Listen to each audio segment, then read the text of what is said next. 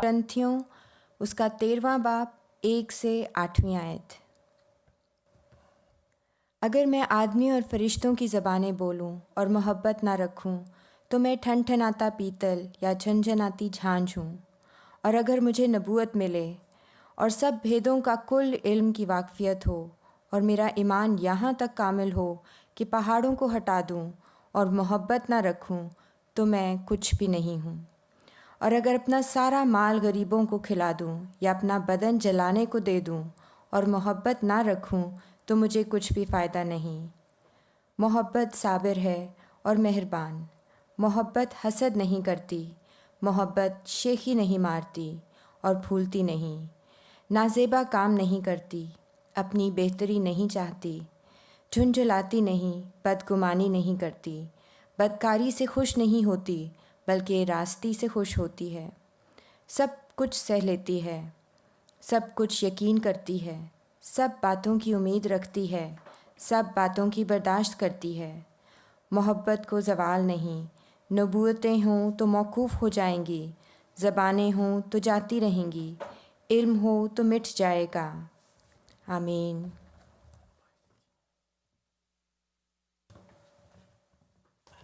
मसीह के ज़िंदा अकादमी मुतलिक नाम में तमाम बहन भाइयों को मेरा सलाम। आप मुझे हाथ हिला के सलाम का जवाब दे सकते हैं। मैं आपको देख रहा हूँ इस टाइम स्क्रीन पर। खुदावंद का शुक्र हो कि खुदावंद ने हमें ऐसे रिसोर्सेज अता किए हैं कि हम सब मिलकर इस तरह, अगर दूर भी हैं तो तमाम बहन भाई मिलकर हम प्रस्तिश कर सकते हैं, इकट्ठे इबादत ले सकते हैं। मैं आप बहन भाइयों को सामने स्क्रीन पर देख सकता हूं। अगर आप मुझे सुन रहे हैं तो हाथ हिलाकर मेरे सलाम का जवाब दे सकते हैं। आमीन, आमीन, आमीन, आमीन। आज मुझे बहुत खुशी महसूस हो रही है आपके दरमियान इस टाइम। रूह के एतबार से हम सब इकट्ठे हैं, हम सब एक हैं। और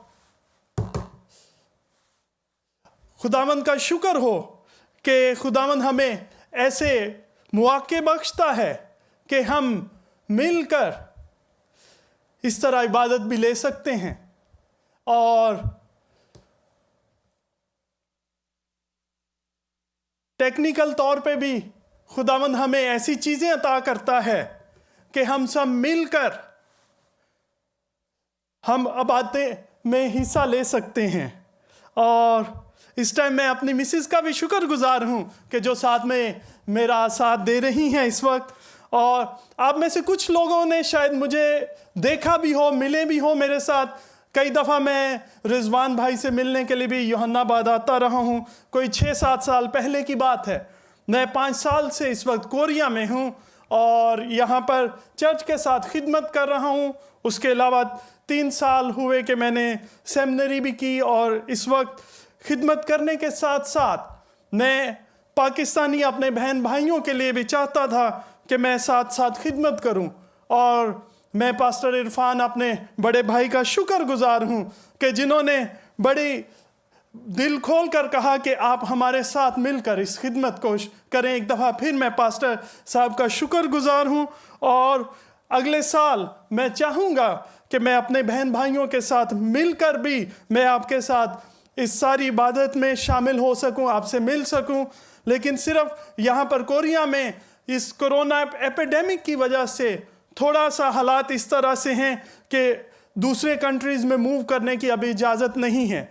जैसे ही परमिशन मिलेगी मैं चाहूँगा कि ज़रूर आपको विज़िट करूँ। इसलिए मसीह में एक दफ़ा फिर मैं आप सब बहन भाइयों को वेलकम करता हूँ खुदावंद के घर में। आए खुदावंद के कलाम में से हम कलाम की तरफ आएंगे और देखेंगे, जैसा आज का हवाला हमने पढ़ा, पहला करंथियों 13वां बाब पहली आयत से लेकर 8वीं आयत तक। बहुत से बहन भाई आप में से इस हवाले से आप जानते हैं कि इसको अगर आप बाइबल मुकद्दस में देखें तो ऊपर आपको हेडिंग मोहब्बत की मिलेगी।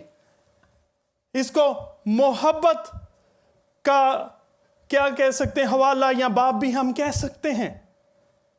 आज के जो टाइटल दिया है मैंने सरमन को, उसको भी मैंने मोहब्बत, और अगर हम यूनानी जुबान में देखें तो अगापे का लफ्ज़ इस्तेमाल किया गया है इसके लिए।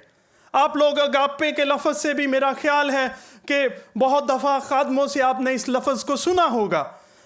ग्रीक ज़ुबान में, यूनानी ज़ुबान में जब नया अहदनामा लिखा गया तो उसमें जो लफ्ज़ इस्तेमाल किया गया वो अगापे का लफ्ज़ इस्तेमाल हुआ।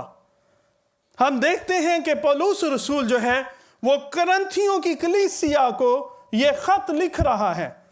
आज के दौर में हमारे लिए बहुत आसान है, इस तरह एक दूसरे से मिलना भी, लाइव भी मिल सकते हैं, टेलीफोन भी कर सकते हैं, और गाड़ी के ज़रिए या जहाज़ के ज़रिए भी किसी को विज़िट करना आसान है। लेकिन उस वक्त में हम जानते हैं कि पहली सदी ईस्वी में भी ऐसी चीज़ें, कोई फैसिलिटीज़ नहीं थी। उस वक्त पौलुस रसूल के पास सिर्फ एक ही तरीका था कलीसिया से कलाम करने का, और वो था ख़त के ज़रिए से। अगर हम कुरिन्थस की कलीसिया को देखें तो ये वो कलीसिया है जो पौलुस रसूल ने कायम की। हम जानते हैं कि पौलुस रसूल जो है वो मिशनरी दौरे पर जहाँ जहाँ जाता वो वहाँ पर ये कलीसियाएँ कायम करता था। और कुरिन्थस शहर में भी उसने तकरीबन 18 महीने का वक़्त गुजारा। अगर हम इमाल की किताब देखें उसके 18वें बाब की 13वीं और 11वीं आयत में हमें इस बात का जिक्र मिलता है कि पौलुस रसूल ने तकरीबन 18 माह का अरसा कुरिन्थस की कलीसिया में गुजारा।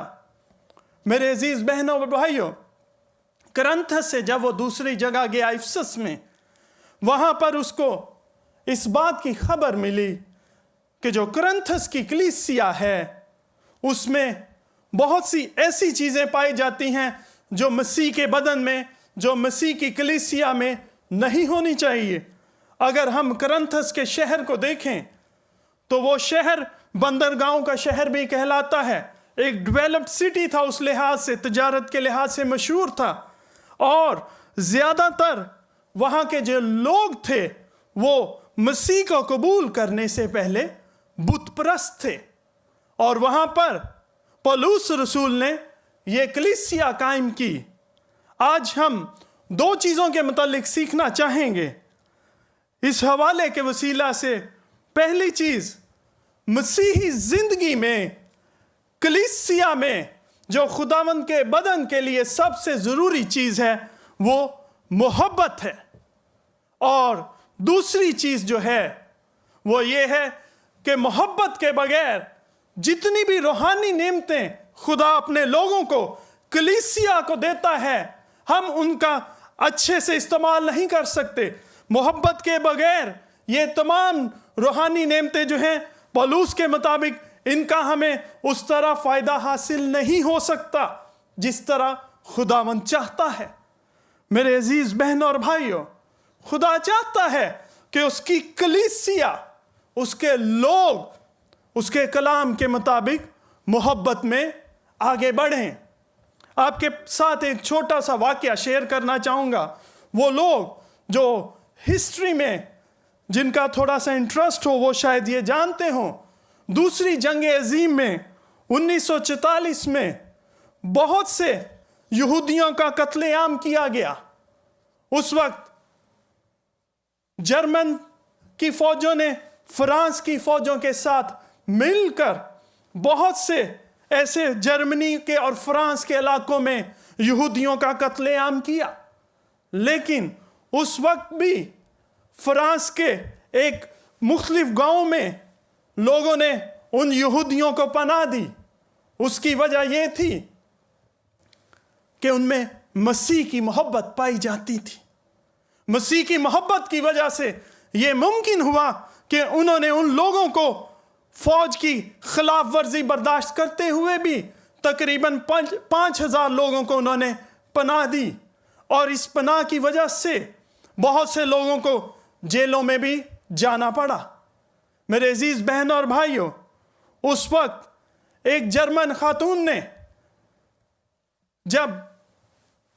एक फ्रेंच जो खातून थी, उसने एक यहूदी खातून को अपने घर में पनाह दी। वो पनाह इस तरह दी, उसने कहा कि मेरे से अपनी आईडी चेंज कर लो, अपनी शनाख्त बदल लो, कि मैं ये जाहिर करूंगी कि मैं यहूदी हूं और तुम ये जाहिर करो कि तुम एक फ्रांसीसी बेवा हो। उसने कहा कि तुम मेरे लिए ये क्यों करना चाहती हो? उस बेवा ने कहा, ये तो कुछ भी नहीं है जो कुछ मसीह ने मेरे लिए, बल्कि इससे बढ़कर किया है। उसकी इस मोहब्बत की वजह से, उसके इस रवैया की वजह से उस यहूदी औरत ने मसीह को अपना नजात दहिंदा कबूल किया। मेरे अजीज बहन और भाइयों, खुदावंद चाहता है कि उसके लोग भी इसी तरह का रवैया रखें। कई दफा हम देखते हैं कि अगर कोई किसी के लिए जान देता है, यह बात अच्छी भी हो सकती है और नहीं भी। अगर कोई किसी को रुपया पैसा देता, उसकी मदद कर रहा है, उसका वो अच्छा भी हो सकता है और नहीं भी। वो अच्छा किस तरह हो सकता है? अगर उसमें मसीह की मोहब्बत शामिल है, अगर उसमें मसीह शामिल है। अगर मसीह शामिल नहीं है तो उस ना जान देने का फायदा, ना उस रुपए पैसे से मोहब्बत का फायदा है। मेरे अजीज बहन और भाइयों, खुदावंद का कलाम करंथियों के 13वें बाब में हमें सिखाता है कि हमें किस तरह कलीसिया में रहते हुए कलीसिया की तरक्की के लिए मोहब्बत की जरूरत है। अगर हम 12वें बाब से 14वें आयत तक हम इसका मुताला करें तो हम देखेंगे कि 12वें बाब में पौलुस रसूल कुरिन्थियस की कलीसिया से वो कलाम करता है और उनको रूहानी नेमतों के मुतालिक बताता है। वो उनको बताता है कि तुम लोग मसीह को कबूल करने से पहले बुत परस्त थे, लेकिन अब रूह के वसीला से तुम्हें ये रूहानी नेमतें मिली हैं।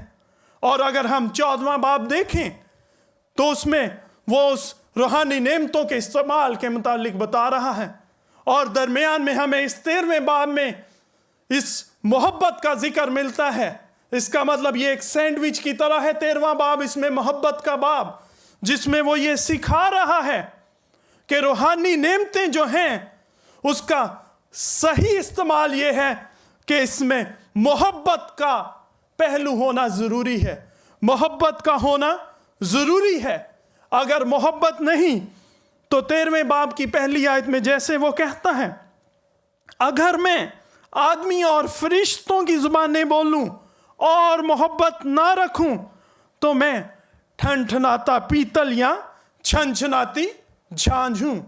मेरे अजीज बहन और भाइयों, हम देखते हैं कि कुरिन्थियस की कलीसिया जो है उनके अंदर रूहानी नेमतें मौजूद थीं।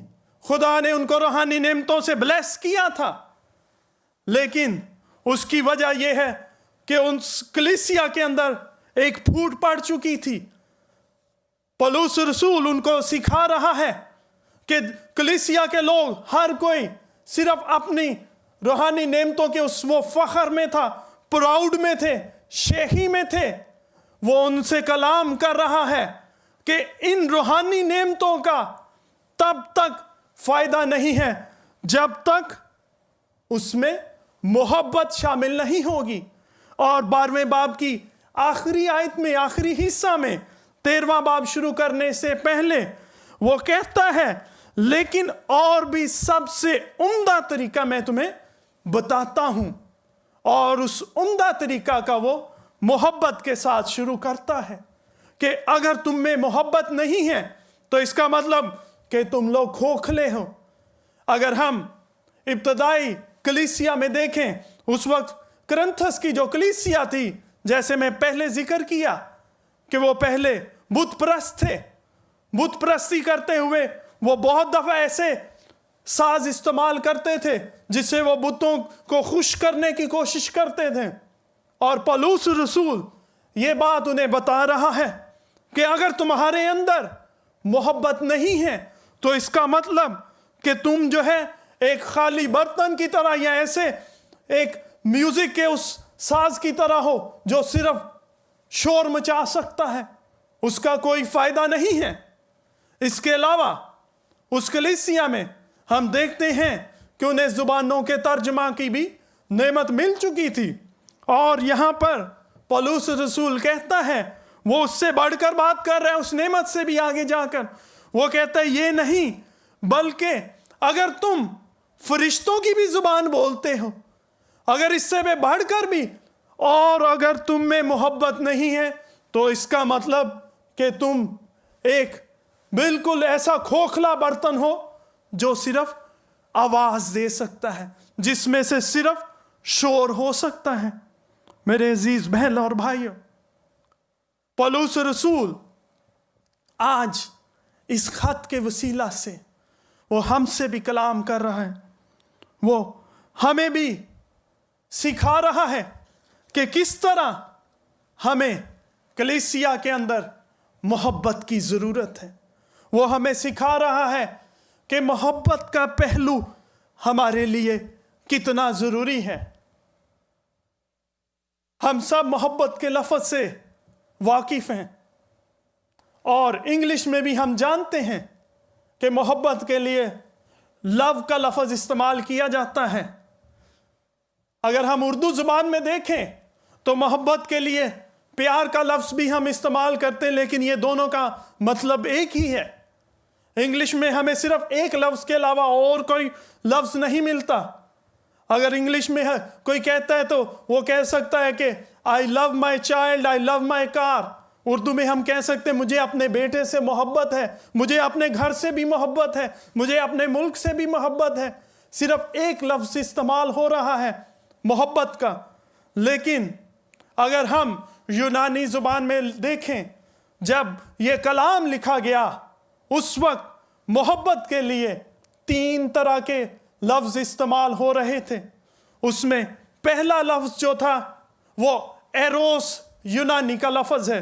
दूसरा जो लफ्ज़ है वो फिलिया का, ये भी यूनानी का लफ्ज़ है।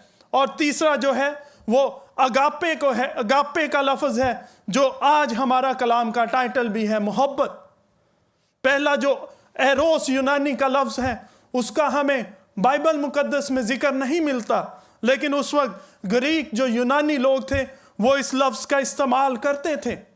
और इस लफ्ज़ को इस्तेमाल करते हुए वो लोग जो हैं, इसका मतलब ये था कि आप किसी के लिए कोई भी ऐसी चीज़, कोई भी ऐसा आपके अंदर जज्बा पाया जाता है मोहब्बत का, जिसको आप जिस्मानी मोहब्बत भी कह सकते हैं। इसमें जिस्मानी मोहब्बत इस लफ्ज़ के मतलब में पाई जाती थी। दूसरा जो लफ्ज़ वो इस्तेमाल करते थे, जो मैंने जिक्र किया फिलिया का, उसमें बरादराना मोहब्बत पाई जाती थी, आपस में दोस्ती पाई जाती थी। और तीसरा जो लफ्ज़ आज हमें कलाम में मिलता है, जो इस्तेमाल हुआ है आज पहले करंथियों के 13वें बाब में, वो है अगापे, मोहब्बत। मेरे अजीज बहन और भाइयों, ये लफ्ज़ अगर हम इब्रानी ज़ुबान में भी जाकर देखें तो हमें वहाँ पर भी ये लफ्ज़ मिलता है, और इसका मतलब है बरादराना मोहब्बत। ये वो बरादराना मोहब्बत है जिसका ताल्लुक कलीसिया का आपस में एक दूसरे के साथ है। और उसके अलावा ये वो मोहब्बत है जिसमें कुर्बानी पाई जाती है, ऐसी मोहब्बत जिसमें कुर्बानी पाई जाती है। इसका ताल्लुक बाप के साथ और कलीसिया के साथ है।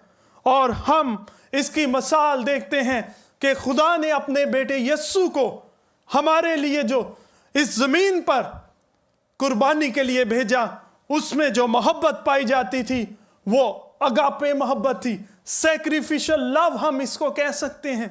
ऐसी मोहब्बत जिसमें आप अपने बहन भाई के लिए एक कदम आगे बढ़कर सब कुछ करने के लिए तैयार होते हैं। आप उसकी फिक्र करते हैं, आप उसकी सोच करते हैं, आप उसको कभी भूखा नहीं देखना चाहेंगे। ये वो बरादराना मोहब्बत है जिसमें कुर्बानी का जज्बा पाया जाता है। और आज पौलुस रसूल ना सिर्फ करंथियों की कलीसिया से, बल्कि वो आज हमसे भी वो कलाम कर रहा है कि हमें भी इस मोहब्बत की ज़रूरत है, ऐसी मोहब्बत जिसमें कुर्बानी का जज्बा पाया जाए। अगर वो मोहब्बत नहीं पाई जाती कलीसिया में, तो उससे कलीसिया की बढ़ोतरी नहीं हो सकती, उससे खुदावंद के बदन को जलाल नहीं मिल सकता। कुरिन्थियन की कलीसिया में रूहानी नेमतें ज़रूर थीं, लेकिन उसके साथ साथ उनमें बहुत सी ऐसी चीज़ें पाई जाती थीं, उनमें खुदगर्जी शेही और अपने बहन भाइयों की फिक्र ना करना, कलीसिया में मोहब्बत ना रखना, ये चीज़ें पाई जाती थी। इस वजह से पौलुस रसूल उनको लिखता है कि पहले तो तुम लोग बुत परस्त थे, लेकिन अब तुम्हें रूहानी नेमतें तक मिल चुकी हैं और खुदा चाहता है कि तुम आपस में ऐसी मोहब्बत रखो जिसमें कुर्बानी का जज्बा पाया जाए। आपके साथ एक हवाला मैं शेयर करना चाहूँगा। खुदावंद के कलाम में पहला यूहन्ना 3 बाब की 16वीं आयत में यूँ लिखा है, हमने मोहब्बत को इसी से जाना है कि उसने हमारे वास्ते जान दे दी और हम पर भी भाइयों के वास्ते जान देना फर्ज है। आमीन।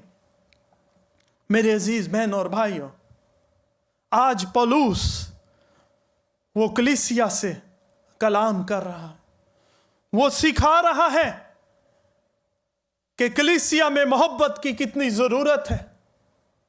दूसरी आयत में 13वें बाब की वो कहता है, अगर मुझे नबूवत मिले और सब भेदों और कुल इल्म की वाकफियत हो और मेरा ईमान यहाँ तक कामिल हो कि पहाड़ों को हटा दूं और मोहब्बत ना रखूं, तो मैं कुछ भी नहीं। हम जानते हैं कि नबूवत की नेमत कितनी बड़ी नेमत है। मुकाशफात खुदा जो देता है वो बड़ी नेमत है, लेकिन पौलुस रसूल आज ये सिखा रहा है, वो कह रहा है कि अगर हमें इन सब भेदों का इल्म हो, हमें नबूवत तक मिल जाए, खिदमत नेमत, हमें तमाम मुकाशफात, हमें मुस्तकबिल के बारे में हर एक चीज़ का इल्म खुदा दे दे, लेकिन अगर हम में मोहब्बत नहीं, तो वो कहता है कि हम कुछ भी नहीं हैं। और ये सिर्फ आम मोहब्बत नहीं, बल्कि वो मोहब्बत है जो अगापे मोहब्बत है, जिसमें कुर्बानी का जज्बा पाया जाता है अपने बहन और भाइयों के लिए। ये वो मोहब्बत है जिसका मसीह ने हमसे जिक्र किया। उसने यूहन्ना 13वां बाब की 35वीं आयत में कहा, अगर आपस में मोहब्बत रखोगे तो इससे सब जानेंगे कि तुम मेरे शागिर्द हो। मेरे अजीज बहन और भाइयों, अगर हम में मोहब्बत नहीं होगी, अगर कलीसिया में ऐसी कुर्बानी देने वाली मोहब्बत अपने बहन भाइयों के लिए नहीं होगी, तो हम किसी दूसरे को जो मसीह पर ईमान नहीं रखता, उस पर ईमान नहीं रखता, उसको हम क्या गवाही दे सकते हैं? हम दूसरी कौम को क्या बता सकते हैं अगर हमारे अंदर यह मोहब्बत का जज्बा नहीं पाया जाता होगा? इसलिए मसीह ने कहा कि दुनिया तुम्हें किस तरह जानेगी कि तुम मेरे शागिर्द हो, जब तुम आपस में मोहब्बत रखोगे। जब हम आपस में ऐसी मोहब्बत रखेंगे, तब वो जानेंगे, तब वो देखेंगे कि ये कौन लोग हैं, तब वो मसीह को जानेंगे। तभी लोग कहेंगे कि ये मसीह के खून खरीदा है, तभी मसीह की मोहब्बत हम में नजर आएगी। इसलिए खुदावंद का कलाम जो है वो हमें सिखाता है कि हमें किस तरह आपस में कलीसियाई तौर पर मोहब्बत में आगे बढ़ना, ताकि खुदावंद के इस बदन को, इस कलीसिया को तरक्की मिल सके। आमीन। तीसरी आयत में यूं लिखा है, और अगर अपना सारा माल गरीबों को खिला दूं या अपना बदन जलाने को दूं और मोहब्बत ना रखूं, तो मुझे कुछ भी फायदा नहीं। मेरे अजीज बहन और भाइयों, आप संडे को चर्च में आते हैं, बहुत दफ़ा लोगों को देखा है कि वो बहुत ज़्यादा, कई दफ़ा कुछ संडे को वो हदिया जात लाते हैं।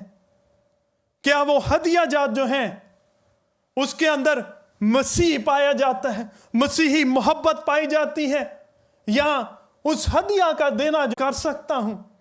हम अपने हमसाए में भी जो दूसरी हमारे बहन भाई कौम हैं उसमें भी कई दफ़ा ये चीज़ें देखते हैं कि वो सोचते हैं कि मैं बहुत ज़्यादा इस तरह लोगों की मदद करने से शायद मैं अपने गुनाहों को कवर कर सकता हूं।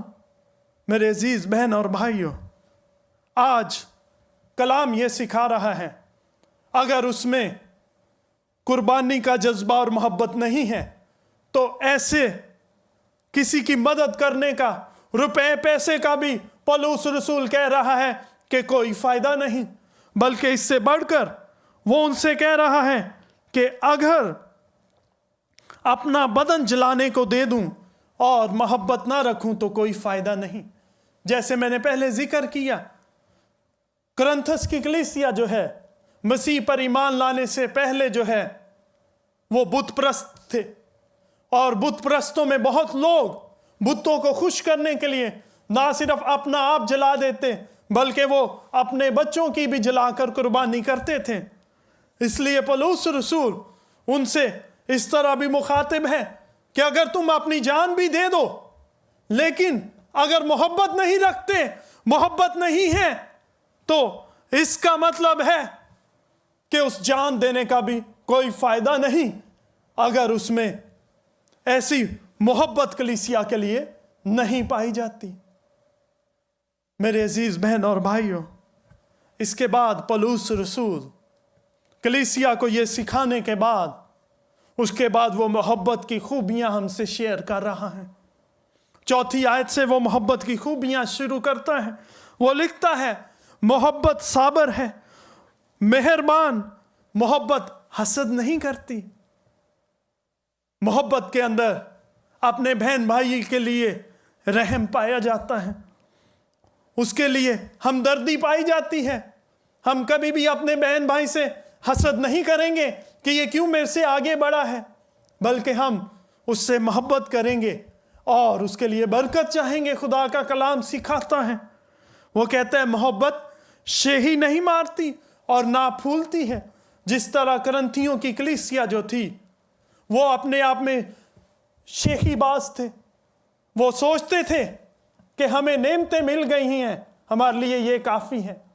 बल्कि वो कह रहा है कि मोहब्बत जो है उसके अंदर शेखी नहीं पाई जाती। हम सब मिलकर मसीह के बदन की तरह कलीसिया एक दूसरे का ख्याल करती हैं।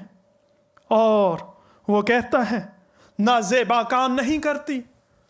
जहां पर मोहब्बत है वहां पर हम देखते हैं कि हमें ऐसे नाजेबा काम नहीं मिलेंगे, वहां पर हमें गुनाह नहीं मिलेगा जहां पर मोहब्बत है। मेरे अजीज बहन और भाइयों, आगे वो कहता है अपनी बेहतरी नहीं चाहती। मोहब्बत जो है अपनी बेहतरी नहीं चाहती, बल्कि मोहब्बत जो है वो अपने बहन भाई की, कलीसिया की बेहतरी चाहती है। झुंझलाती नहीं, बदगुमानी नहीं करती, बदकारी से खुश नहीं होती, बल्कि रास्ती से खुश रहती है। हर बहन भाई जो है जो कलीसिया से मोहब्बत करेगा, जिसमें अगापे मोहब्बत, कुर्बानी के जज्बे की मोहब्बत पाई जाएगी, वो हमेशा लोगों के लिए बेहतरी चाहेगा। वो हमेशा ऐसी चीज चाहेगा जो उसके बहन भाई के लिए बेहतर होगी। और इसके अलावा वो कहता है मोहब्बत सब कुछ सह लेती है। मेरे अजीज बहन और भाइयों, अगर आपको कोई चीज ऐसी है जो नापसंद भी है, आप अपने बहन भाई की वो चीज मोहब्बत अगर उससे करते हैं तो आप वो भी बर्दाश्त कर लेंगे। हम देखते हैं कि मियाँ बीवी का जो ताल्लुक है, जो रिश्ता है, उसके अंदर क्यों हम बहुत सी चीज़ें बर्दाश्त कर लेते हैं, क्योंकि उसके अंदर भी हमारी एक कुर्बानी वाली मोहब्बत पाई जाती है कि हम उस शख्स के लिए, उस अपने बीवी के लिए या हस्बैंड के लिए वो मोहब्बत रखते हैं और वो बर्दाश्त करते हैं।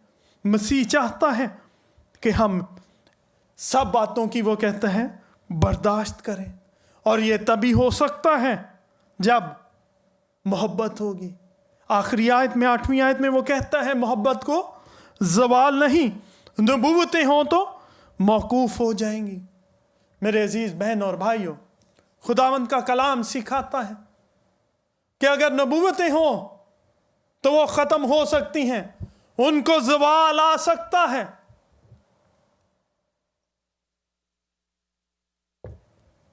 लेकिन मोहब्बत को वो कहता है कभी भी ज़वाल नहीं आ सकता।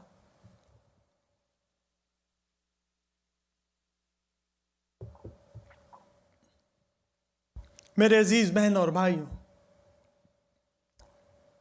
आज पौलुस रसूल अपने लोगों से कलाम कर रहा है। वो उन्हें कह रहा है कि मोहब्बत जो है वो अफसल है, उसको ज़वाल नहीं है। हमारी नेमतें जो हैं वो कहता है इनको ज़वाल आ सकता है, लेकिन मोहब्बत को कभी भी ज़वाल नहीं। और जिस तरह मसीह ने हमें सिखाया कि लोग, अगर तुम आपस में मोहब्बत रखोगे तो लोग जानेंगे कि तुम मेरे शागिर्द हो। खुदावंद का कलाम आज हमें सिखा रहा है कि हमें किस तरह की मोहब्बत की ज़रूरत है। ऐसी मोहब्बत जिसमें कुर्बानी का जज्बा पाया जाता है, ऐसी मोहब्बत जिसमें सैक्रिफिशियल लव पाया जाता है, ऐसी मोहब्बत जिसमें बर्दाश्त पाई जाती है, ऐसी मोहब्बत जिसमें शेखी ना पाई जाए, ऐसी मोहब्बत जिसमें मैं अपने बहन भाइयों की बेहतरी चाहूं। मेरे बहन और भाइयों, आखिर में आपके साथ में एक खादम की मुख्तसर किसी लाइफ के मुतालिक शेयर करना चाहूँगा। जब मैं सेमिनरी में था उस वक्त मैंने इस खादम की ज़िंदगी के मुतालिक पढ़ा।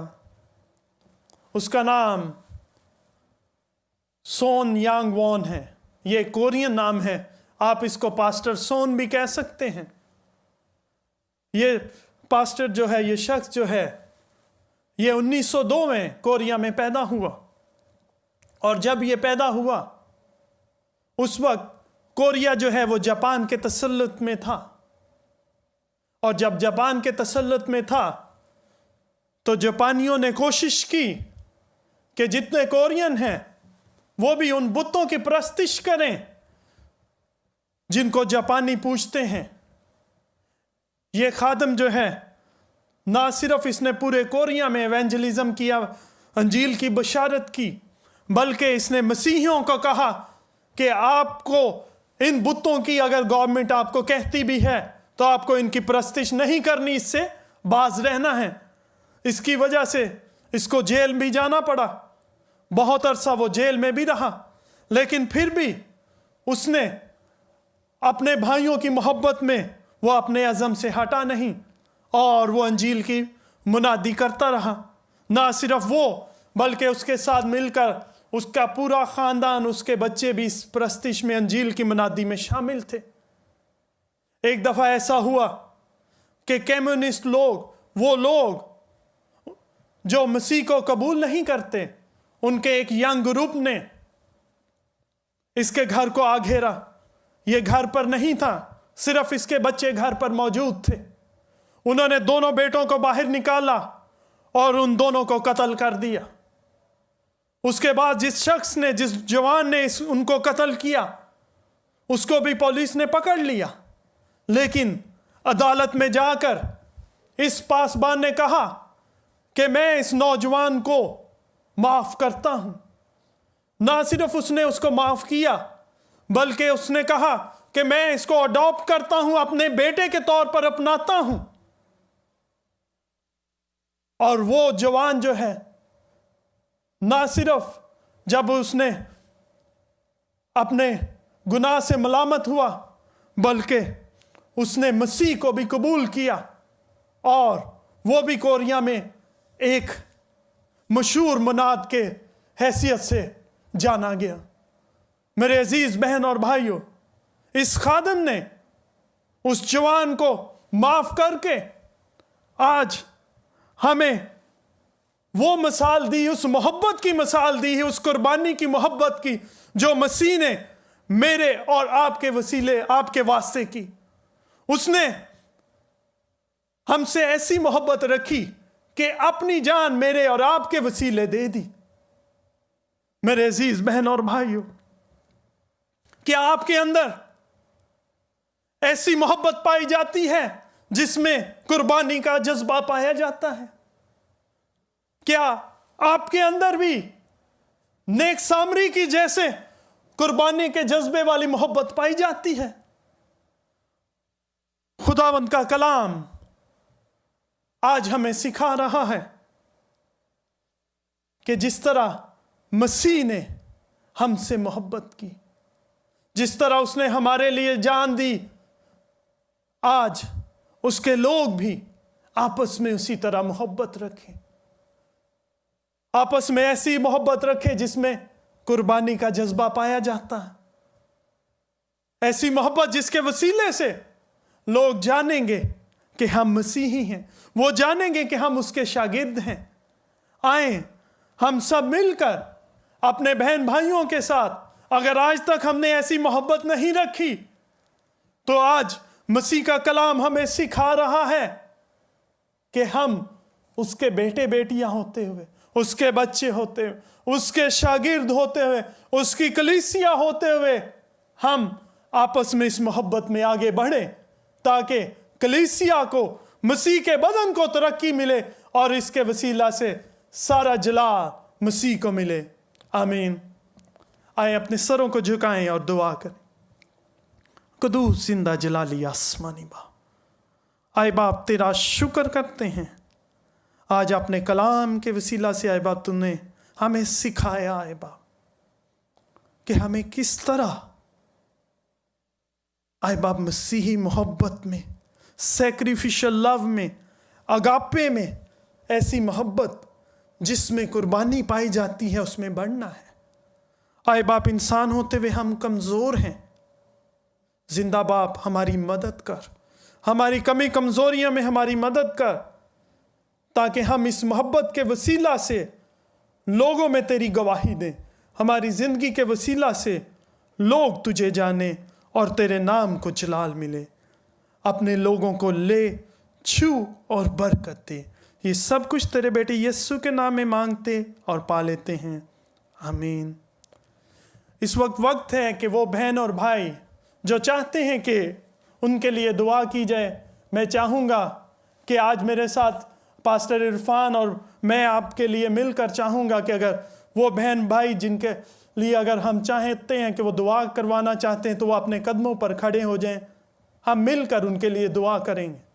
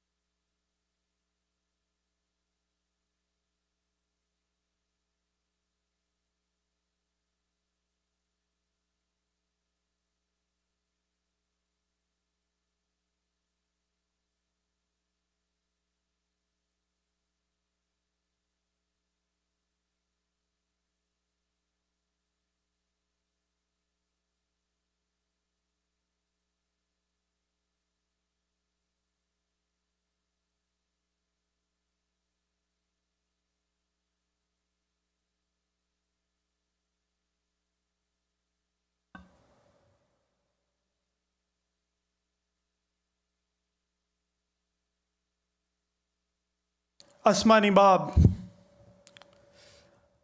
तेरे खादम होते हुए आज तेरे बंदा पास्टर इरफान के साथ मिलकर आए बाप, इन जिंदगियों को तेरी हुजूरी में आए बाप लाता हूँ।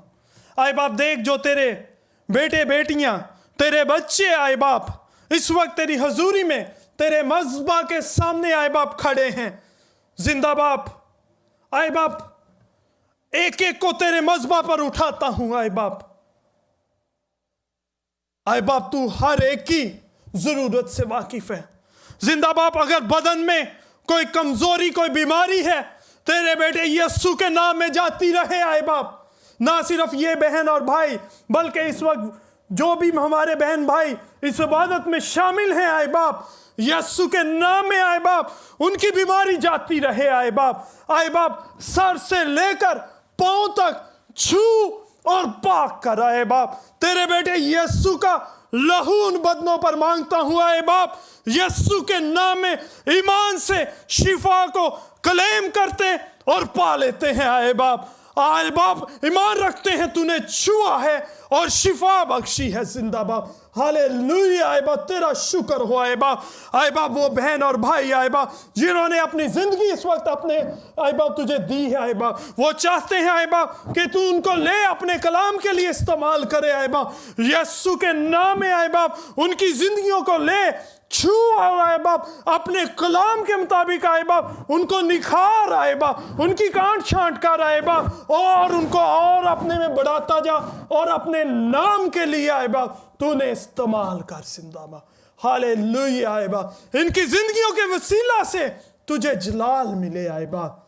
जिंदा बाप वो लोग जो इस वक्त फाइनेंशियली माली तौर पर आए बाप किसी मुश्किल का शिकार हैं, यीशु के नाम में आए बाप हम तेरे बेटे बेटे होते हुए तेरे बच्चे होते हुए ईमान से तुझे पुकारते हैं।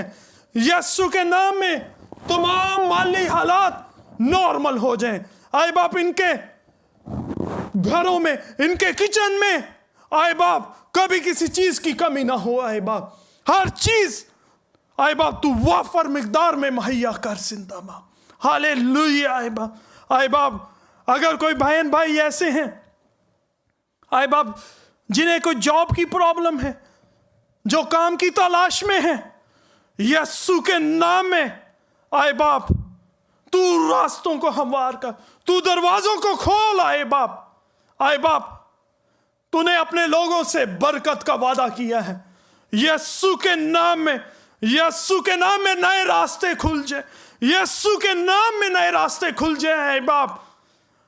आए बाप इन लोगों की जिंदगियों के वसीला से तेरे बच्चों के जिंदगियों के वसीला से लोग तुझे देखेंगे, तुझे जानेंगे कि तू जिंदा बाप इनकी जिंदगियों में काम करता है। इस सब के वसीला से इनकी जिंदगियों के वसीला से सारा इज्जत और जलाल आए बाप तुझी को मिले आए बाप। बंधन टूट जाए यीशु के नाम में, हर किस्म का बंधन टूट जाए आए बाप। अगर अबलीस ने किसी को जकड़ा था यीशु के नाम में वो बंधन टूट चुका है, यीशु के नाम में बंधन टूट चुके हैं। हालेलुया हालेलुया आए बाप तेरा शुक्र हो जिंदाबाद। तूने अपने लोगों को छुआ, तूने छुआ है आए बाप, तेरा शुक्र हो आए बाप। अबलीस कभी भी आए बाप तेरे लोगों पर हावी नहीं हो सकता, क्योंकि आए बाप तेरा पाक रूह जो है वो अपने लोगों को घेरे रखता है। तेरा शुक्र हो, तेरा शुक्र हो। पूरी कलीसिया के लिए एक दफा फिर तुझसे बरकत मांगता हूं। ये सब कुछ तेरे बेटे यीशु के नाम में मांगते और पा लेते हैं, आमीन। सब बहन भाइयों की सलामती हो। एक हफ्ते के बाद दोबारा 2 वीक्स के टाइम में हम फिर आपस में मिलेंगे। तब तक के लिए खुदा आपके साथ हो।